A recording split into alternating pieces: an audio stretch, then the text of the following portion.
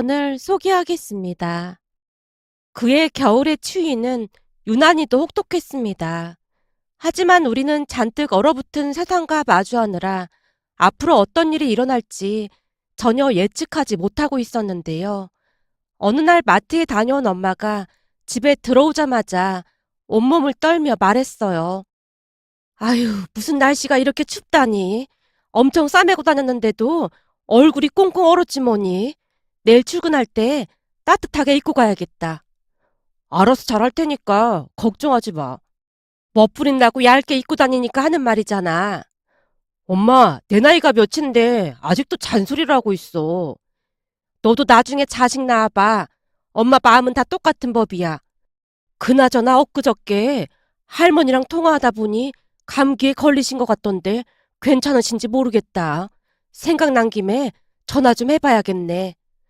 라며 엄마가 할머니께 전화를 걸고 있었는데요. 첫 전화는 연결이 되지 않는 모양으로 다시 전화를 걸고 있었습니다. 하지만 두 번째 전화도 연결이 되지 않자 이번엔 할아버지께 전화를 걸고 있었어요. 곧 할아버지께서 전화를 받으셨고 엄마가 걱정스러운 목소리로 물었습니다. 아버님, 어머님이 전화를 안 받으시는데 무슨 일 있으신 거 아닌 거죠? 아니야, 별일 없어. 근데 어머님이 왜 전화를 안 받으세요? 혹시 옆에 계시면 바꿔주시겠어요? 감기에 걸려서 내내 약 먹고 잠만 자고 있다. 일어나면 전화하라고 하마. 아직도 감기가 안 떨어지신 거예요? 병원은 다녀오셨어요? 너무 걱정하지 마라. 아무래도 나이가 있다 보니 그런 거 아니겠냐. 병원에서도 그냥 감기라고 하니까 하루 이틀 더 지켜봐야지. 아버님, 혹시 무슨 일 있으시면 바로 연락 주셔야 해요. 가까운 거리도 아니고 걱정돼서 그래요. 그냥 감기라고 하니까 너무 걱정은 하지 말고 무슨 일 있으면 내가 연락하마. 예, 아버님도 잘 챙겨 드시고 감기 조심하시고요. 라며 엄마가 전화를 끊고 있었습니다. 엄마, 할머니 많이 아프시대? 병원에서 감기라고 했다는데 아직도 아프신가 보네. 할머니 연세에는 감기도 무서운 병이라 걱정이다.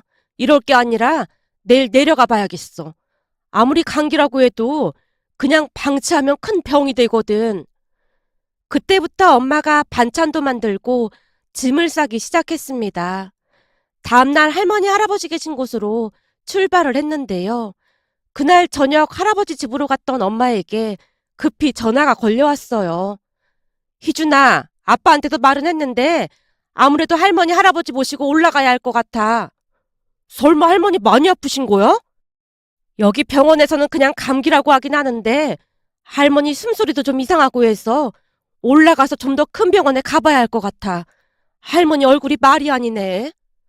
알았어. 그럼 나도 일찍 들어갈게. 그날 엄마는 할머니 할아버지를 모시고 올라와서 다시 병원 진료를 받았는데요. 이런저런 검사를 하던 의사가 폐렴이 의심된다고 했습니다.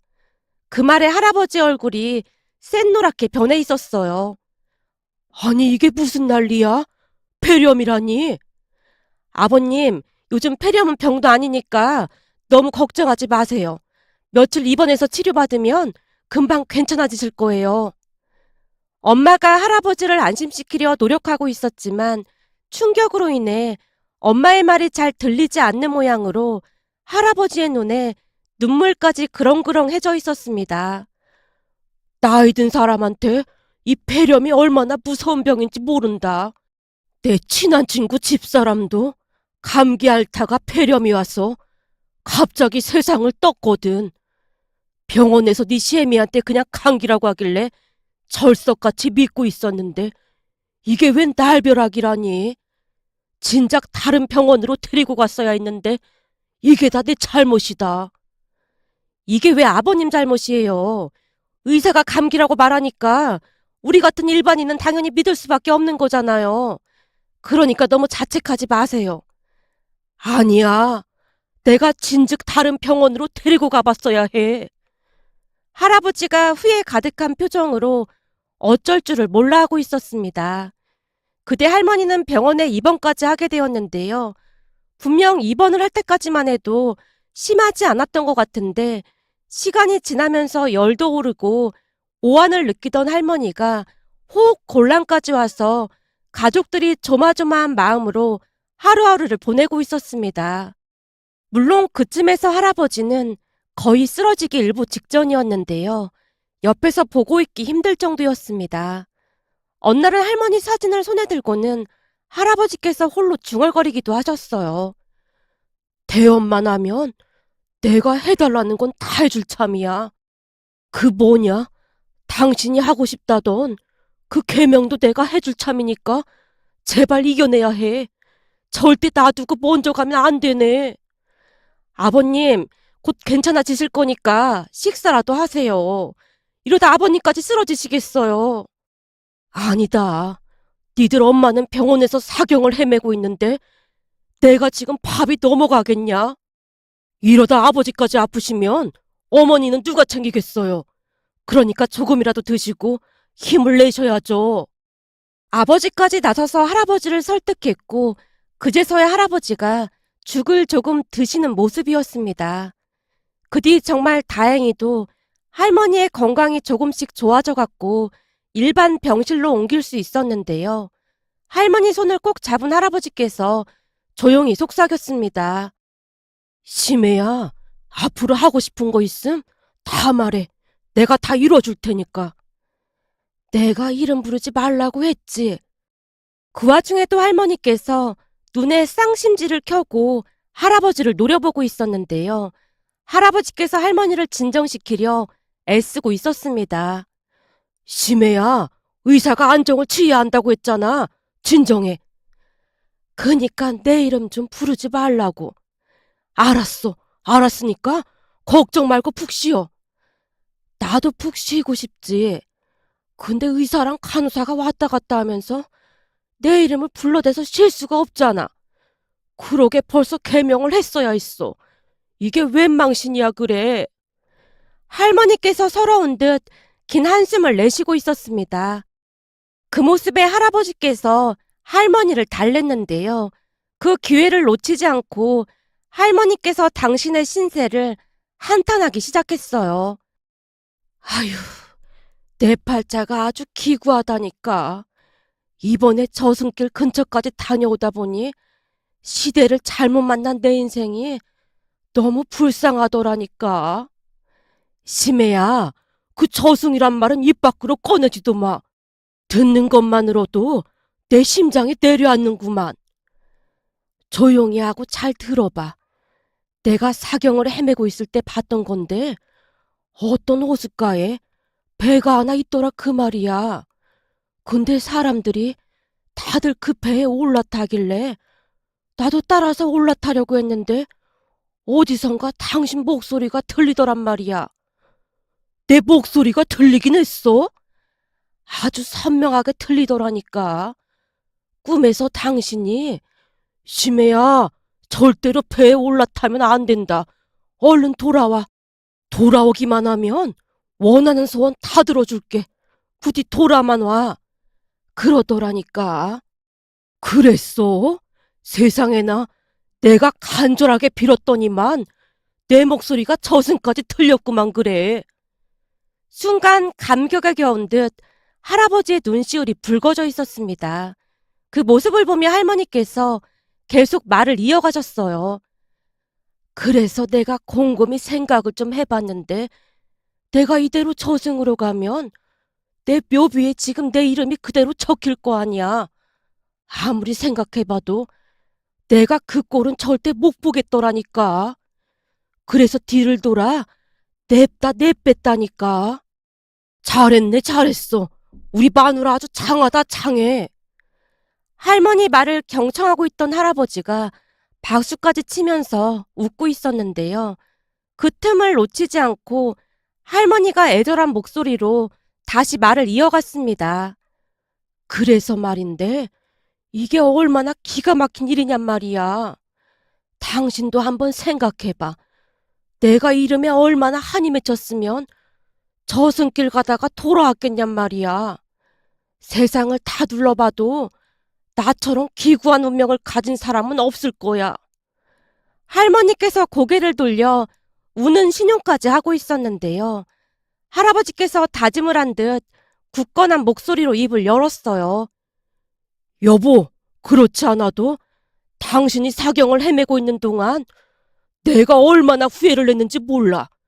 당신이 허구한 날 개명하고 싶다고 했는데 그게 뭐라고 그걸 못 들어준 게 후회가 막심하더라 그 말이야. 정말? 진짜 그리 생각했단 말이야? 그랬다니까. 그래서 말인데 당신 태어나면 바로 개명 신청해보자고. 그니까 얼른 나와서 태어날 생각해. 알았어. 내가 밥도 잘 먹고 의사가 하라는 대로 잘해서 빨리 퇴원해 볼게. 할머니의 얼굴에 화색이 돌고 있었는데요.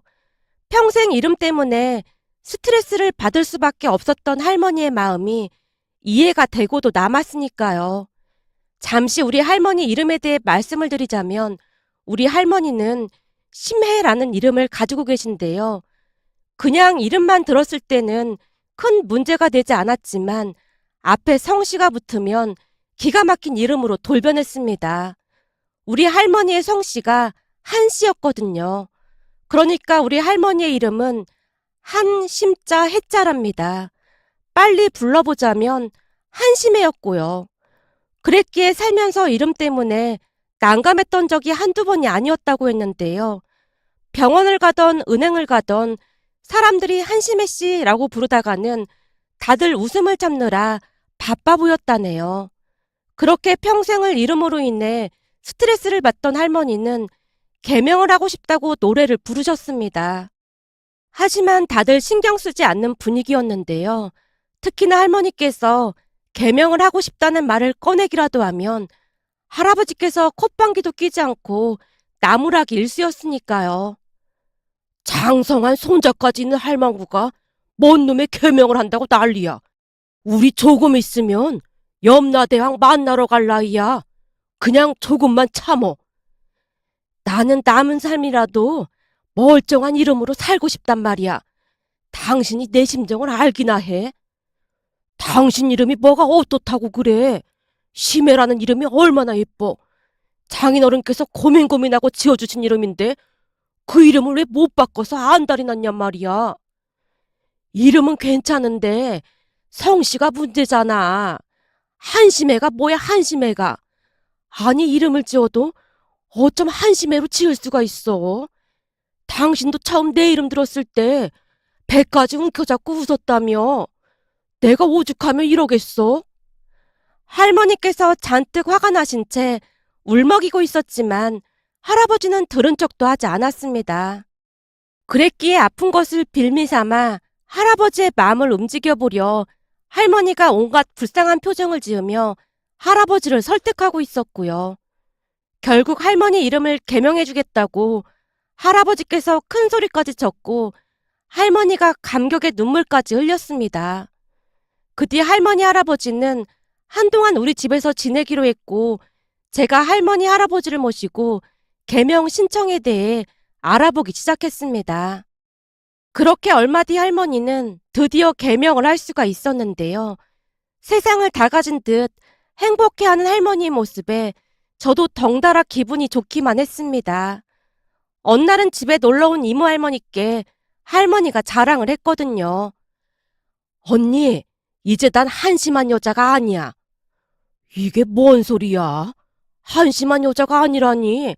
그럼 심심한 여자냐? 아이고, 이제 보니 심심해가 더 잘 어울리는 것 같기도 하네. 언니, 내 이름은 이제 태희야. 그러니까 앞으로 태희라고 불러. 사실 나 개명했거든. 뭐? 개명? 개명이 뭐야? 그러니까 이름을 바꿨다고. 뭐? 네 이름을 바꿨다고? 멀쩡한 이름을 왜 바꿔? 한심해가 멀쩡하긴 뭐가 멀쩡해. 한심해, 심란해. 이제 그만해. 아주 지긋지긋해. 아버지가 철학관에서 비싼 돈 주고 지어준 이름인데 이름을 바꿨다고? 내 이름은 한순해. 네 이름은 한심해. 얼마나 예쁜 이름인데 이름을 바꿔. 이모 할머니가 놀란 채 묻고 있었지만 할머니는 그저 들뜬 목소리로 대답했습니다. 한순에는 그래도 낫지. 한심에는 진짜 해도 해도 너무했어. 꼭 내 인생이 한심한 것처럼 느껴지잖아. 예전에 언니도 내 이름 웃기다고 많이 놀렸잖아. 하긴 그냥 이름만 부를 때는 몰랐는데 성씨만 갖다 붙이면 이름이 요상해지긴 했어. 참, 이름을 뭘로 바꿨다고? 태희? 내가 이름 바꾸려고 엄청 알아봤는데 탤런트 중에 김태희가 그렇게나 예쁘더라고. 그래서 한태희로 개명했어. 뭐? 한태희? 다 늙어서 태희가 뭐야, 태희가? 혹시 알아? 다음 생에 다시 태어나면 김태희처럼 예쁜 얼굴로 태어날지. 그래서 태희로 바꾼 거야. 할머니의 말에 이모 할머니께서 고개를 절레절레 흔들고 있었는데요. 옆에서 가만히 듣고 있던 할아버지께서 무심한 듯 한마디를 하셨어요. 개명을 하던 안 하던 우리 마누라는 원래부터가 김태희보다 예뻤어. 아이고, 남사스러운 거. 오히려 이모 할머니가 새빨개진 얼굴로 할아버지를 나무랐지만 할아버지는 상관도 하지 않는 모습이었습니다. 내가 내 마누라 예쁘다고 하는데 남사스러울 게 뭐가 있겠어요. 저 세상 가려다가 내 목소리 듣고 다시 돌아왔다잖아요. 누가 뭐래도 나는 세상에서 우리 마누라가 제일로 예쁩니다. 할아버지가 다시 능청스러운 목소리로 말하고 있었고 할머니는 그저 행복해하는 모습이었습니다. 사실 할머니가 병원에 입원한 뒤로 할아버지는 전혀 다른 사람이 된 것 마냥 변해 있었는데요. 그동안 할머니께 잘해주지 못했던 것에 대해 많이 후회하고 있는 듯 해보였으니까요. 그러던 어느 날은 엄마가 할머니 할아버지께 말을 했어요. 여기 계신 동안 건강검진까지 하고 내려가세요. 건강검진은 무슨 건강검진이야. 이제 다 나았는데. 할머니께서 손사래까지 치면서 거절을 했지만 엄마도 지지 않고 할머니를 나무랐습니다. 어머님, 우리가 얼마나 놀란 줄 알기나 하세요? 그때 제가 안 내려갔음 진짜 큰일 날 뻔했잖아요. 두 분이 건강하게 잘 지내셔야 우리도 마음이 편할 거 아니에요. 그럼 내려가지 마시고 이참에 여기서 사시던지요. 뭐? 우리 보고 여기서 살라고? 절대 안 된다. 지금도 답답해서 환장하겠구만. 우리가 여기서 어떻게 살아? 그러니까 건강검진 받자고요. 병원에서 아무 이상도 없다고 하면 그때는 집까지 모셔다 드린다니까요. 그날만큼은 엄마도 지지 않고 할머니께 말대꾸까지 하고 있었는데요. 할머니께서 중환자실에 누워 계신 모습을 보며 큰 충격을 받은 듯 해 보였습니다. 결국 얼마 뒤 두 분이 나란히 손까지 잡고 건강검진을 받으러 갔습니다. 그런데 그날 집으로 돌아온 엄마가 아빠와 저를 따로 안방으로 부르더니 겨우 웃음을 참으며 입을 열었는데요. 오늘 두 분 모시고 건강검진 다녀왔잖아. 근데 얼마나 웃겼는지 모르지? 왜? 무슨 일이 있었는데 그래? 아무리 봐도 아버님이 진짜 많이 변하셨더라고. 오늘 아버님 때문에 건강검진하던 사람들이 웃고 난리도 아니었잖아. 아버지 때문에? 아버지가 왜? 둘 다 놀라지 말고 들어. 라며 엄마가 그날 있었던 이야기를 하기 시작했는데요. 건강검진을 하기 전 간호사가 할아버지께 물었답니다. 혹시 틀니나 보청기 하고 계신 거 있으세요? 아니요, 없습니다. 그럼 혹시 심장수술을 하거나 오늘 뭐 드시고 오시진 않으셨죠? 딱히 심장수술을 한 적은 없고 마누라 사랑을 듬뿍 먹고 왔습니다. 예? 아, 네. 할아버지는 참 좋은 남편분이시네요. 간호사가 겨우 웃음을 참으며 대답을 하고는 자리를 뜨더랍니다. 엄마 말을 듣고 있던 아빠가 놀란 채 물었어요. 뭐? 우리 아버지가 진짜 그랬단 말이야? 그럴 리가. 진짜라니까. 이제 보니 아버님이 사랑꾼이시더라고. 사람들이 다들 어머님을 엄청 부러워하더라고. 당신도 아버님 반만 따라해봐. 그럼 매일같이 밥상이 달라질걸? 엄마가 핀잔을 주고 있었음에도 아버지는 믿을 수 없다는 그런 표정이었습니다. 그뒤 할머니, 할아버지는 누구보다도 건강하게 잘 지내고 계신답니다. 요즘은 할아버지께서 할머니 이름을 더욱 자주 부르곤 하시는데요. 태희라는 이름이 마음에 쏙 들었던 모양으로 할머니가 좋아서 어쩔 줄을 몰라 하신답니다. 그 모습을 보며 문득 예전 일이 떠올라 이렇게 글 남겨봅니다. 오늘의 사연은 여기까지였습니다. 즐겁게 보셨다면 구독, 좋아요 부탁드립니다. 고맙습니다.